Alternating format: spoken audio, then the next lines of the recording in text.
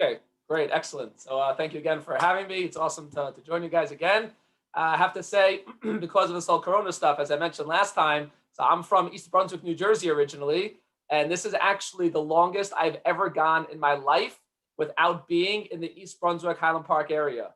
So at least this gives me some level of connection to the community, to the area. So I feel a little bit at home, a little bit, but I guess I'll have to do for now.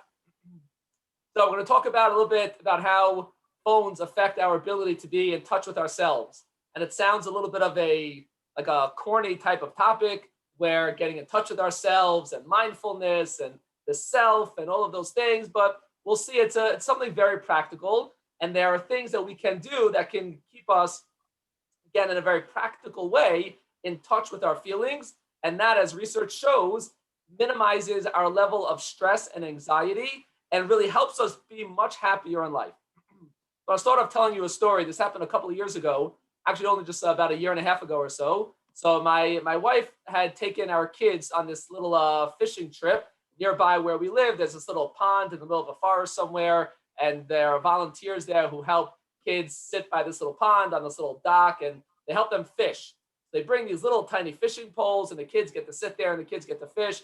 You can imagine, like a real fisherman who's there volunteering his time trying to help the kids fish. The guy shows up with these big cargo pants full of like different kinds of like worms and bait and tackle and all these things. He's got the hat going with the little feather and the worm hanging off. He's got the whole briefcase thingy going. Like the real nature man you could imagine. He's going around trying to help these kids. So the one time I went with my wife and kids, so there was a little bit of a long line, and my kids were waiting, very nicely for their, for their fishing pole. They're waiting behind some of the other kids, and I was noticing how there was one little girl who was sitting there. She may have been maybe about 8 or 10 years old, and she was sitting there trying to fish. And we were trying to watch to see who's going to give up their fishing pole. So this one girl, she gets her turn, she gets her fishing pole, she sits down. Within about a minute, she stands up, she gives up. She gives the pole back to the volunteer, the fisherman.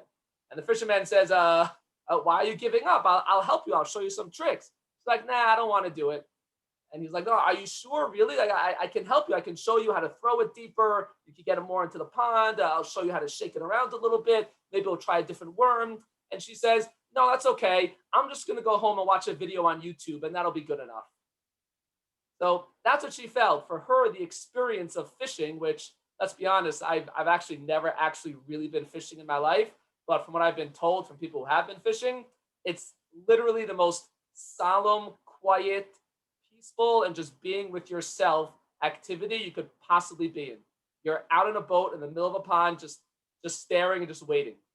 And then we're left alone with our own thoughts. This little girl could not handle it. She tried for a minute, she gave up, she was done. For her, all she needed, she was going to watch a YouTube video on fishing, and that's all she needed. So the whole experience was different for her. She wasn't going to be there and enjoying what she could have been doing. For her, it was just about a video. And so really the way we experience the world, the way we interact with our emotions, the way we internalize our experiences has completely changed around with all this technology stuff. So I want to address this from the background of the holiday we have coming up this week, of course, is Purim. So Purim, of course, is a extremely holy day. And I'm sure Rabbi Lewis is going to talk to you about that and help you understand in terms of the holiness and the importance of the day of Purim. With all of that special aspects, everything you could possibly accomplish on, according to some, the holiest day of the entire Jewish year, there's one extremely funny custom that we have. Everyone knows on Yom Kippur. What do we do on Yom Kippur? So Yom Kippur, we don't eat, we don't drink, we don't wear leather shoes, we don't put deodorants or lotions on. We make ourselves almost like angels. We completely remove ourselves from the physicality part, from the physical parts of life. And we recognize that makes sense because if you really want to be holy, so what do? You remove all physical aspects of life. Don't eat, don't drink, don't be involved in physical pleasures. Just dive in, just pray to Hashem. That's all you want to do. What do we do on Purim? It's one of the funniest customs throughout the entire year. What do? We dress up. We dress up in costumes. We do a lot of funny things in Judaism, right? We take a lemon and a palm tree type of thing. We shake it around, up and down, all around. That's totally normal. We get that. We sit in these little huts. We take a ram's horn and we blow it out loud. We take these little crackers and we eat them to too much of an extent sometimes. And yet, when it comes to Purim, the funniest thing we do, we wear costumes. So what is that all about? Where does that come from?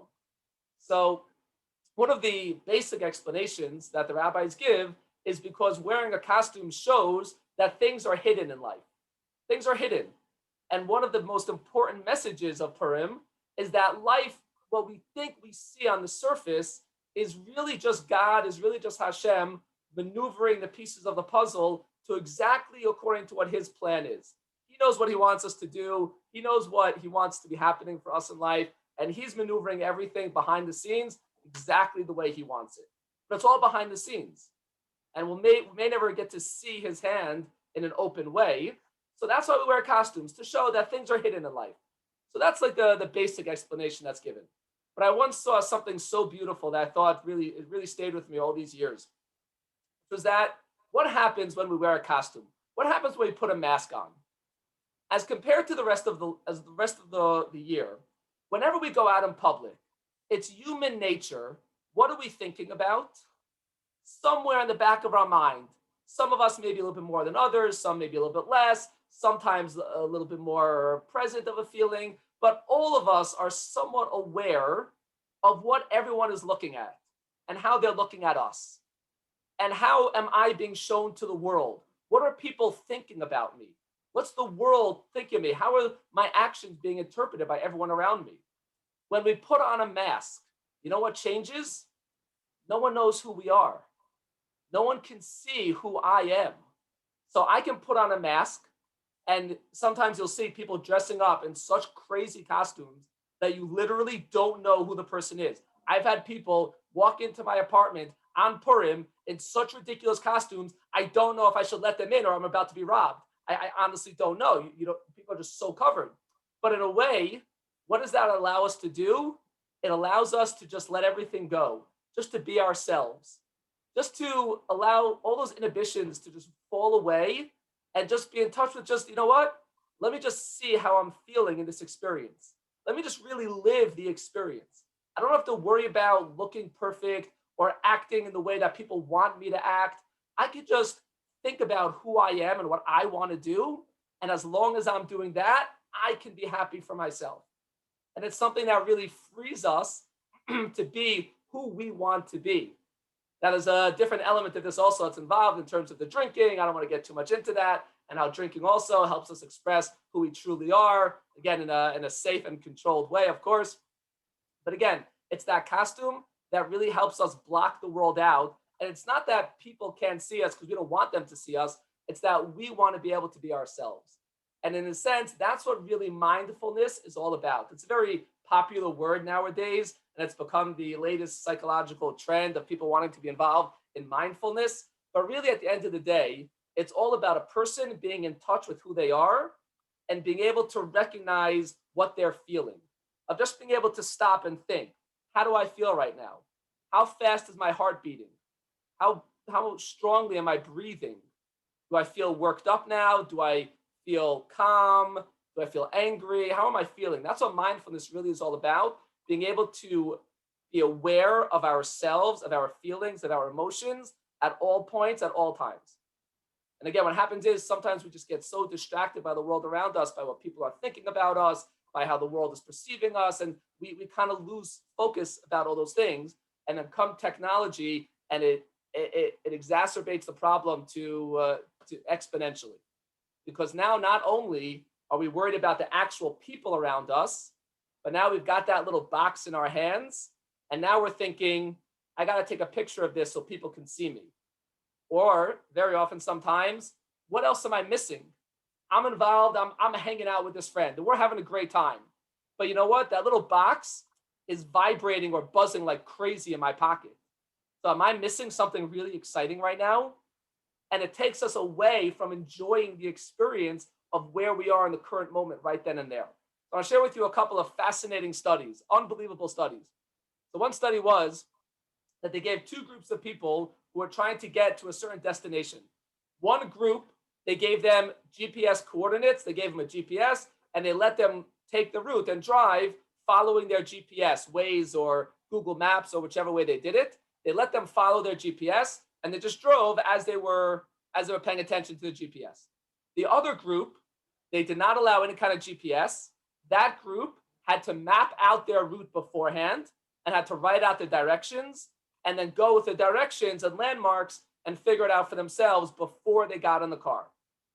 Afterwards, and they didn't tell anyone beforehand that this was going to be part of the experiment, but afterwards they asked the different groups about different things that they saw along their route, about different landmarks, about different sites that maybe they saw, different buildings and interesting parts of different buildings that they may have passed by, or people. And they found consistently which group was able to recall more about their environment. The one who had the map, the one who had the directions beforehand, who were following their own left, right, right, left. But the people who are following the GPS were just following the GPS and just not paying attention to their environment. They were missing out on a beautiful world. They just weren't paying attention to it. But the people who had the map, who had to follow the directions that they set out for themselves, they had to look outside. They had to look and find that building that they would turn on, that landmark that you turn by that interesting sculpture. That's where you make a right turn. They were able to notice things more. They were present in what they were doing. In a different study, they sent two groups of people into a museum. One group, they said, you can take pictures of everything that you see in this museum. And then the other group, they told, nope, no pictures. Just go in and just enjoy and experience the museum. And then again, without telling them what they were going to have to do afterwards, at the end, they gave them a little bit of a test. And they asked them questions about what they saw in the museum. Now, which group consistently performed better on the test? The group that had their cameras or their phones and they were taking pictures, or the group that just had to walk in without any cameras and couldn't take any pictures? Consistently, the group without the camera that just went in and tried to experience it for themselves, that was the group that performed better on the tests afterwards of what they saw in the museum. Without taking pictures, without thinking that maybe they're going to be able to remember it later, but it didn't matter. It becomes internalized. You know, sometimes we're so worried about capturing the moment that we don't rely on our own brains. Our own brains are pretty smart. They can hold on to a lot of information by just experiencing the moment and just by feeling what we're going through and feeling what our emotions are as we're experiencing these different things. You know, I'm a big sports fan, so I like to read a lot of sports articles. And one of the things I love to do, especially now that I have this job talking about technology, is when I read, let's say, Sports Illustrated or something like that, where especially if you have, it's most applicable for basketball because the fans are right there and they're most visible in any picture.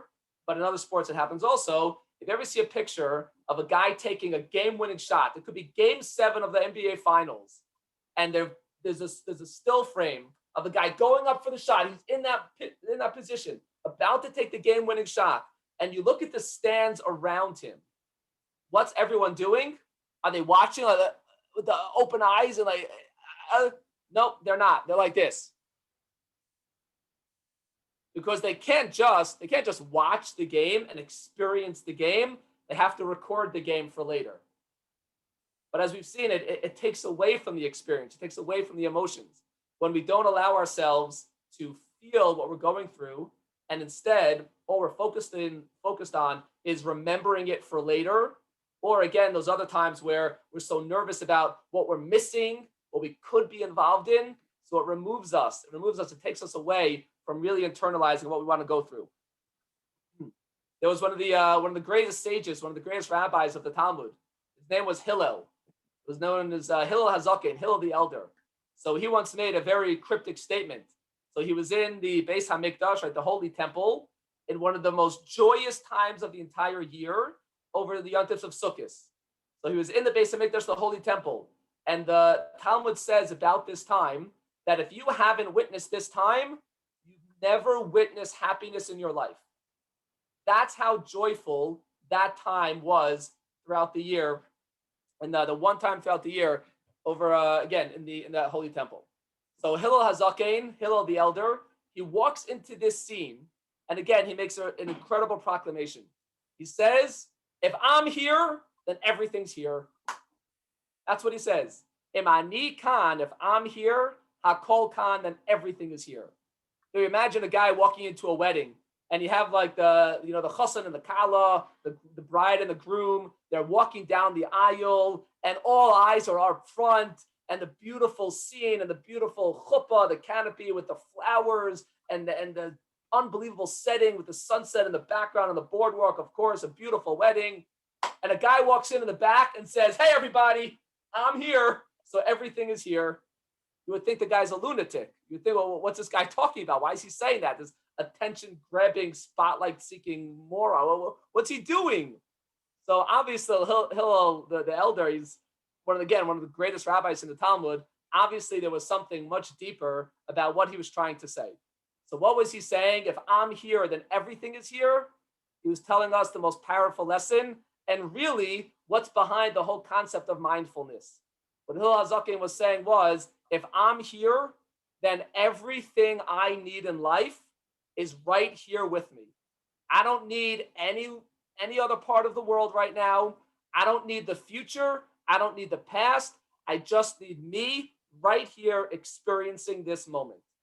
And remember, again, it was specifically at the time that the Talmud testifies and says, this is the happiest occasion a person could possibly experience. It was specifically there where Hillel said that statement, if I'm here, then everything is here. Because it was specifically then he was trying to tell us, make sure you're present. Make sure you're aware of what you're going through. Take it all in. Don't worry about the picture for later. Maybe you want to take one or two. Okay, that's fine. Obviously, we want to take one or two pictures of things. Great. But experience the moment. My wife and I were once on a vacation. And if anyone ever makes it out here, I should say, to the Chicago, to Lake Michigan area, it's mamish beautiful. I don't want to make a comparison, Chicago, New York over here, but like in New York, when you look out on the water and you see brown, and it's just like dirty water, and you look into the water and it's just brown. So in Chicago, when you look into Lake Michigan, it's crystal clear blue. It's beautiful. If you didn't know you were we were in Wisconsin when we took this vacation, but if you didn't know you were in Wisconsin, you would think you were in like the Caribbean somewhere. It's beautiful. It's mamish. It's a beautiful Lake Michigan. So we're actually in our hotel room. We were looking out over Lake Michigan, and we see these couple of girls who are just like walking along this path right by Lake Michigan, and all of a sudden they stop and they start taking a picture. We noticed, no joke, about 10, 15 minutes later, they're still taking a picture. And then we looked out a little bit later, about 15, 20 minutes later, they were still taking a picture. The same two girls in pose after pose after pose. And my wife and I and our family were just looking at it like, it's beautiful. Just look at it.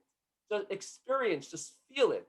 There's so much beauty there. Why does it have to be that my hair has to be perfect and the light has to catch the shining in my eyes so my eyes glitter right at the perfect moment in the sunlight?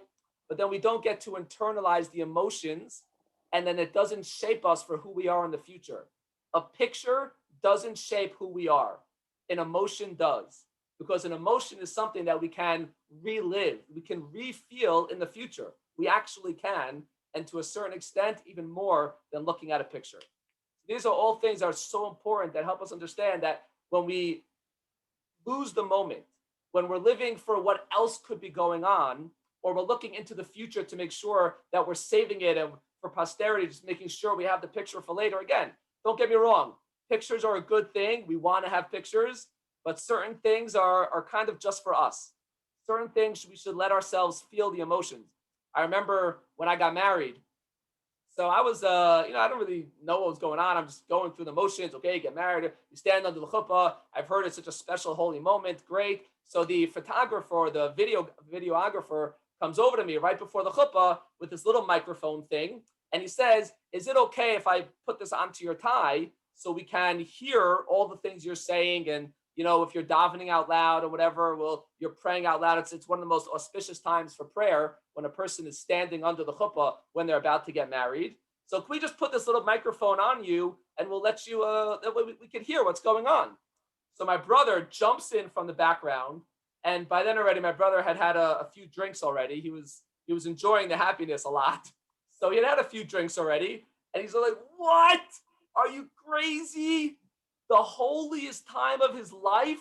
You want to put a microphone on him? No, no, no. That's between him and God. No one else gets to hear those messages. No, no, no. And he was drunk, so he was like literally, and I would say, no, no, no. He was literally doing, no, no, no. It's the holiest time. No one else gets involved in that. Some things really are just between us and God, just between us and God, and just between ourselves to feel the emotions. And it's those emotions that will carry us forward in the future, even if we don't have the picture. Remember that study about the museum? The group that came out of the museum without taking pictures, they remembered a lot more about their experience than the group that took the pictures. So I want to share with you a few Lamaisa practical points that hopefully can help us internalize these ideas and take them forward with us. So number one, first and foremost, which is something that I like to do, and many people think I'm very weird when I do this, but I've been doing it for years. And so Baruch Hashem, thank God, I've become totally comfortable doing it. And I highly recommend it.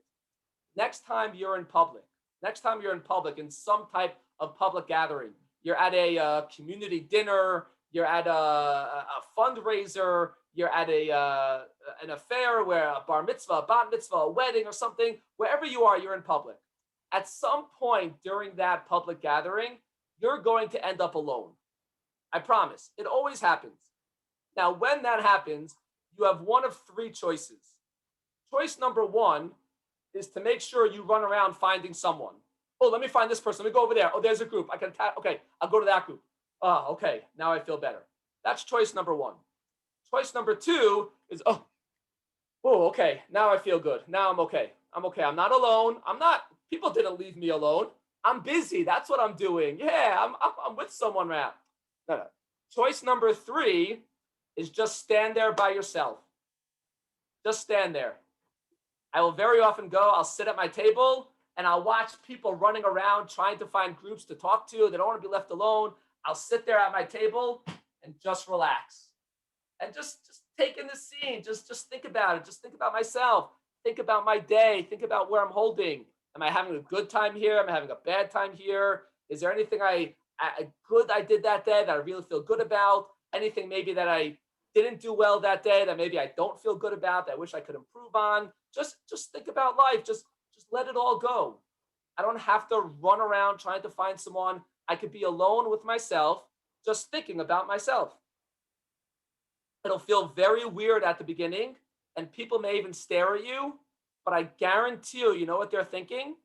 They're not thinking, what a weirdo, why are they sitting there by themselves? Most likely they're thinking, wow, I wish I had the confidence to sit there by myself and not have to worry what people were thinking about me. Most likely people are going to be jealous and be, wow, that's a good person. That's a strong person. That's a confident person. To be able to sit there by ourselves, it takes a certain amount of strength. And again, it's going to feel weird at first. Trust me.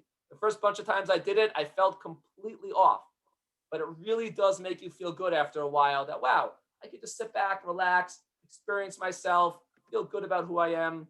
It's a very relieving type of feeling. That's number one.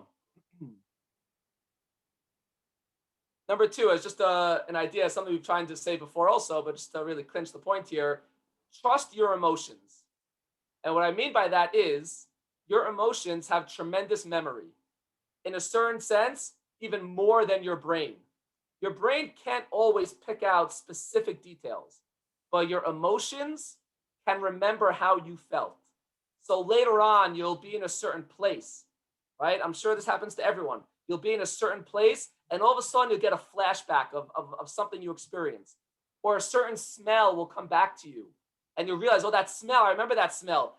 Whenever I feel that smell, I feel like I'm in my parents' house, or whenever I taste that food, I remember we used to go out to eat with our friends to that certain pizza place. There's certain things that will recall our memories automatically. Trust your emotions. Trust the power of your emotions very often more than the power of your brains. Just again, it's a perspective to have. I was talking to a psychologist, a professor of psychology, actually from Harvard University over the summer. So I always love to be able to say that I talked to a Harvard professor. Makes me sound all smart when really I knew this guy. I'd heard him give a speech about technology. He's an observant Jew, so I figured maybe he'd be willing to help me out. So I emailed a random email I found online for him, and he was very nice. He gave me the time. And remember, this is a Harvard psychologist. He's probably billing out at $300 an hour, and he sat there with me for a good half hour, 45 minutes, just answering my questions. It was an awesome experience. So at the very end of talking to him all about technology, I asked him if there's one more thing, if there's one extra thing or anything else that you feel is important for me to share with the world, or not the world, but the people I speak to when I talk about technology, what would one more thing be? And he said, one of the most underrated factors in this whole technology world and how it's affecting us. And remember, this is a Harvard psychology professor, a Harvard Medical School psychology professor. You know what he said? I never would have guessed it in a million years. He said sleep. It's all about sleep. People don't sleep anymore. They don't go to sleep at night. When they do finally go to sleep at night, they're not falling to sleep properly. They're not falling into a deep sleep. It's so detrimental to their physical health and to their mental health, to a point where he said that many therapies nowadays, when they're trying to help people who are experiencing certain disorders, depression, anxiety, other mood disorders, the number one thing that they will try to do is regulate their patients' sleep patterns. Just get them to have normal sleep patterns. And that already, they found, takes care of so much of the problem. Sleep is such a crucial factor. So he said, tell people they have to get good sleep. Now, why don't we get good sleep anymore? What happens? So without going too deep into the whole concept, going to sleep at night is one of the scariest things a person can do. Why? Because at night alone, in our rooms, when we turn the lights off, there's nothing else. It's just me and my feelings. It's me and my day, just face to face. I can't avoid it. I can't get away from it. I can't run away anymore. It's just me and my feelings. I shouldn't say I can't run away, because we do run away. How do we run away? By taking our phones, by taking our screens into our beds.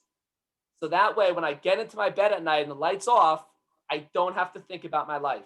I don't have to think about how I'm feeling. I don't have to think about whether I had a good day or a bad day. I don't have to think about my emotions, if I'm in a good place, if I'm in a bad place. Do I feel happy about what I accomplished today? Do I feel happy about where I am in my stage of life right now? It's one of the scariest things to be alone with our own feelings, our own emotions at night with the lights off, door closed, in our beds by ourselves. It's one of the scariest feelings a person could have. And so we do try to escape. We try to run away by grabbing at the screen, by looking at it. Let's just try to not have to run to the screen at night. There's a very important concept in Judaism. It's called having a cheshbon hanefesh, an accounting of our soul. At the end of the day, before we go to sleep, to think about, what did I do today? What did I not do today? What do I want to work on? Did I have a bad day? You know what? Join the club. I'm a card-carrying member, if not the president, of having bad days. We all have bad days. You know what? We even have bad months, maybe even bad years. That is a part of life. What makes us into strong people is not that we don't have bad days or bad months. It's that we're able to handle the fact that we're having a bad month. We're able to handle the fact and to face the fact that maybe things aren't so great right now. But you know what? Hopefully tomorrow, I'm going to have a good day. I'm not going to run away from the feelings. I'm not going to avoid the feelings. I'm going to face the feelings. Sometimes it's good to write it down in a journal. Sometimes it's good to just think about it and let our minds think. Again, studies show, and this is the key behind mindfulness, that even just thinking about what we're experiencing, already that in and of itself relieves so much of our stress and anxiety. that so much of the stress is because we're unable to face what we're really doing. We're afraid of thinking about where we're really holding in life. And that's what leads to the stress, not thinking about it. Once we let ourselves think about it, it'll be scary. And it may break us down a little bit at the beginning, but it frees us. Again, we have to trust that we know we're good people. We have something special. We have something holy and powerful inside. And just taking that time, having that ability to just think about our lives, especially at that point at night, is an extremely powerful thing. So I'll just leave you with one more thought. One more thought again, just as a little bit of an experiment. One more thought. So try it one time. Go through whatever you're going through during that day, and one time throughout your day, whenever you want it to be, for 3 minutes, just stop everything. If you have an office, close the door to your office. If you're at home, just sit at home and just do nothing for 3 minutes. Literally just do nothing. So I like to do this very often when I don't make it to prayer early very often, unfortunately, but the times I do, people like to grab a book and read a book, or they'll check their phone one last minute. I like to get to the synagogue to sit and pray, and just sit for 2 minutes before I start. Not think, not do anything, not just let my mind wander a little bit. So if you have a chance to do that, try it in 2 ways. Try one way doing it, holding the phone. Just hold the phone. The next time you do it, put the phone away, off, totally gone for 3 minutes. After each one of those times, try to write down what you went through. Try to write down what you experienced. How did it make you feel? Did you feel safe? Did you feel good about yourself? Did you feel relieved afterwards? Did you feel you were missing out on something? Try to write down what you were feeling. My gut tells me that the first 1 or 2 times, it may feel awkward. It may make us feel a little bit sad and down. But the more we're engaged in this, the more we take that time to just let ourselves feel and to experience the emotions, the better off we are in the long term. Again, trust our emotions. Our emotions are powerful things. The more we experience the emotions, the more they will be there for us, and the more they shape who we are and make us the people that we are. So thank you again, everyone, for having me. It's really such a great pleasure to see everyone again. And God willing, hopefully we'll see you again soon. Amen. If any questions or any other thoughts, please feel free to share. Thank you so much, Rabbi. Thank you, Rabbi Goldman. If anyone does want to stay behind, let me know, and you'll stay on if anyone does want to. Okay, we're going to go into the breakout rooms now for 15 minutes. We'll catch everyone back at 8:50. Everyone, Rabbi Goldman, have a Freilich and Purim. But thank you so much. Happy Purim, everyone. Enjoy it. Have a wonderful night. Thank you, everyone. Thank you so much, Rabbi. Bye.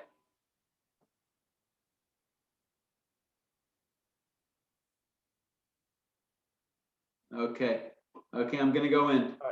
All right. Yashika, it was really beautiful. I love the points. Really amazing. All right. My pleasure. Thank you so much. My pleasure. Thank you again. Okay. Right, take care.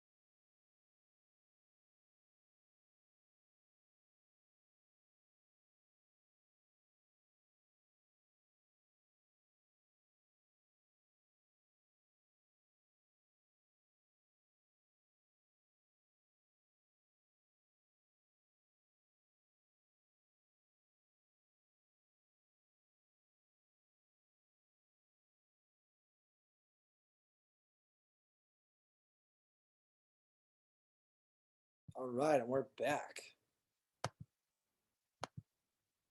Okay, awesome. Good stuff. Good stuff. All right. No, I'm glad we got